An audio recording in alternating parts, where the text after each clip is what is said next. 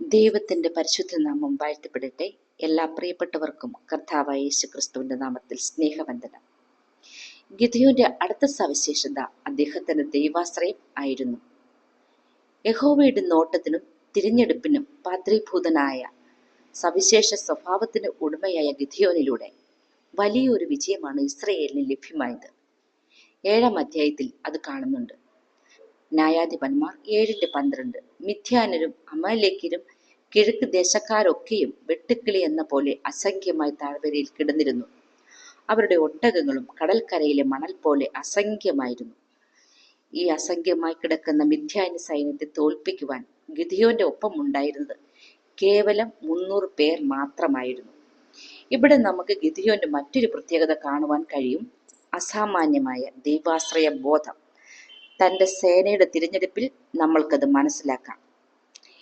7:2 യഹോവ ഗിദെയോനോട്, നിന്നോട് കൂടെയുള്ള ജനം അധികമാകുന്നു, എന്റെ കൈ എന്നെ രക്ഷിച്ചു എന്ന് ഇസ്രായേൽ ജനം വമ്പു പറയാതിരിക്കേണ്ടതിന് ഞാൻ മിഥ്യാനരെ അവരുടെ കയ്യിൽ ഏൽപ്പിക്കുകയില്ല.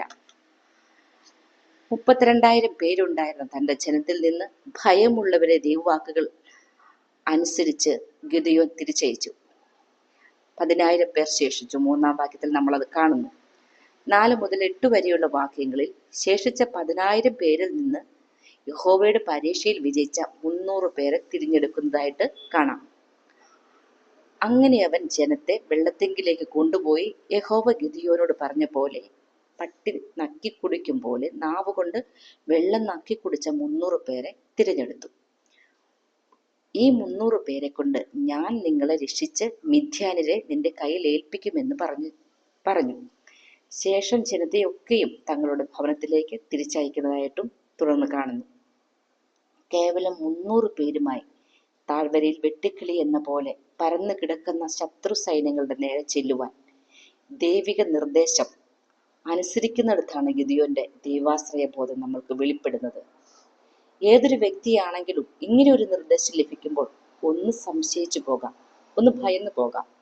ഗിദെയോൻ ഒരു പടയാളിയല്ല, പടനായകനുമല്ല, വെറും ഒരു അധ്വാനിച്ച് ജീവിക്കുന്ന വെറും ഒരു കർഷകൻ മാത്രമാണ്. എന്നാൽ ഗിദെയോനെ അറിയാമായിരുന്നു തന്നോട് ആവശ്യപ്പെടുന്നത് സർവശക്തനായ യഹോവയാണെന്ന്. സൈന്യബഹുത്വത്താൽ രാജാവ് ജയം പ്രാപിക്കുന്നില്ല, ബലാധിക്യം കൊണ്ട് വീരൻ രക്ഷപ്പെടുന്നതുമില്ല എന്ന തിരിച്ചറിവ് ഗിദെയോനുണ്ടായിരുന്നു. 7-ാം അധ്യായം 9 മുതൽ 11 വരെയുള്ള വാക്യങ്ങളിൽ, അന്ന് രാത്രി യഹോവ അവനോട് കൽപ്പിച്ചത്, എഴുന്നേറ്റ് പാളയത്തിന് നേരെ ഇറങ്ങിച്ചെല്ലുക, ഞാൻ അത് നിന്റെ കയ്യിൽ ഏൽപ്പിച്ചിരിക്കുന്നു. ഇറങ്ങിച്ചെല്ലുവാൻ നിനക്ക് പേടിയുണ്ടെങ്കിൽ നീ നിന്റെ ബാല്യക്കാരനായ പോരയും കൂടെ പാളയത്തിലേക്ക് ഇറങ്ങി ചെല്ലുക. എന്നാൽ അവർ സംസാരിക്കുന്നത് എന്തെന്ന് നീ കേൾക്കും. അതിനുശേഷം പാളയത്തിന് നേരെ ഇറങ്ങിച്ചെല്ലുവാൻ നിനക്ക് ധൈര്യം വരും. അങ്ങനെ ഗിദെയോനും ബാല്യക്കാരനും കൂടി പാളയത്തിലേക്ക് ഇറങ്ങിച്ചെല്ലുകയാണ്. ആയുധപാണികളുടെ സമീപത്തേക്ക് അവർ ഇറങ്ങിച്ചെല്ലുമ്പോൾ ഒരുത്തൻ മറ്റൊരുത്തനോട് താൻ കണ്ട സ്വപ്നവും അതിൻ്റെ പൊരുളും ഒക്കെ വിവരിക്കുന്നത് കേൾക്കുവാൻ ഇടയായി. സ്വപ്നവും അതിൻ്റെ പൊരുളും കേട്ടപ്പോൾ അവൻ യഹോവയെ നമസ്കരിച്ചു. പിന്നീട് പാളയത്തിൽ മടങ്ങി വന്ന് ശേഷിച്ച 300 പേരെ കൂട്ടി യുദ്ധത്തിന് പുറപ്പെടുന്നത് തുടർന്ന് കാണുന്നു. അവരുടെ ആയുധം ഓരോ കാഹളവും വെറും കുടവും, കുടത്തിനകത്ത് ഓരോ പന്തവും. ഗിദെയോന്റെ ദൈവാശ്രയം ഇവിടെയും നമ്മൾ കാണുകയാണ്. 19 മുതൽ 25 വരെ വാക്യങ്ങളിൽ വലിയൊരു വിജയം നമ്മൾക്ക് അവിടെ കാണുവാനായിട്ട് കഴിയും. യഹോവ തന്റെ ജനത്തിന് വേണ്ടി യുദ്ധം ചെയ്തത് നമ്മൾക്ക് അവിടെ കാണാം. മനുഷ്യരുടെ ദൃഷ്ടിയിൽ അസാധ്യമെന്ന് തോന്നുന്ന കാര്യങ്ങൾ ദൈവാശ്രയം ഉണ്ടെങ്കിൽ വിജയം ഉറപ്പാണ്. സംഖ്യാപുസ്തകം 14:42. എന്നാൽ ദൈവ ഇഷ്ടത്തിന് വിപരീതമായി കനാൻ നാട് കീഴടക്കുവാൻ തുനിഞ്ഞ ഇസ്രായേലിനോട് മോശ പറഞ്ഞു, നിങ്ങൾ തോൽക്കാതിരിക്കേണ്ടതിന് നിങ്ങൾ കയറരുത്. യഹോവ നിങ്ങളുടെ മധ്യേ ഇല്ല. യഹോവയുടെ വാക്ക് കേൾക്കാതെ ധാർഷ്ട്യത്തോടെ യുദ്ധത്തിന് ശ്രമിച്ച ജനം ദയനീയമായി പരാജയം ഏറ്റുവാങ്ങാൻ ഇടയാകുന്നത് നമ്മൾ കാണുന്നുണ്ട്.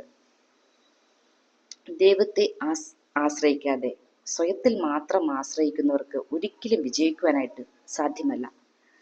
പ്രിയ ദൈവമക്കളെ, നമുക്ക് സ്വയത്തിൽ ആശ്രയിക്കാതെ നമ്മുടെ ദൈവത്തിൽ ആശ്രയിച്ചുകൊണ്ട് നമ്മൾക്ക് മുന്നോട്ട് പോകുവാൻ, നമ്മളുടെ ഒരു കഴിവിലും നമ്മൾക്ക് ആശ്രയം വയ്ക്കരുത്. ദൈവത്തിൽ മാത്രം ആശ്രയം വെച്ചുകൊണ്ട് മുന്നോട്ട് പോകുവാനായിട്ട് തുടർന്നുള്ള ദിവസങ്ങൾ ദൈവം ഇടയാക്കട്ടെ. 146:3 സങ്കീർത്തനം 146:3 നമ്മൾ കാണുന്നു, പ്രഭുക്കന്മാരിൽ ആശ്രയിക്കരുത്, സഹായിക്കാൻ കഴിയാത്ത മനുഷ്യപുത്രനിൽ മരുത്. അതെ, ഈ ലോകത്തിലെ ഒരു മനുഷ്യരിലും നമ്മളുടെ ആശ്രയം വെക്കരുത്. നമ്മളുടെ ആശ്രയം നമ്മുടെ സർവശക്തനായ യഹോവയിൽ മാത്രമായിരിക്കണം. അതേ പ്രിയപ്പെട്ടവരെ, നമുക്ക് നമ്മുടെ കർത്താവിൽ ആശ്രയിച്ചുകൊണ്ട് നമ്മുടെ ക്രിസ്തീയ ജീവിതത്തിൽ ഓരോ ചൂടും മുന്നോട്ട് വയ്ക്കുവാനായിട്ട് ദൈവം നമ്മളെ ഓരോരുത്തരെയും തുടർന്ന ദിവസങ്ങളിൽ സഹായിക്കുമാറാകട്ടെ. ദൈവത്തിന്റെ പരിശുദ്ധ നാമം മാത്രം വാഴ്ത്തപ്പെടട്ടെ.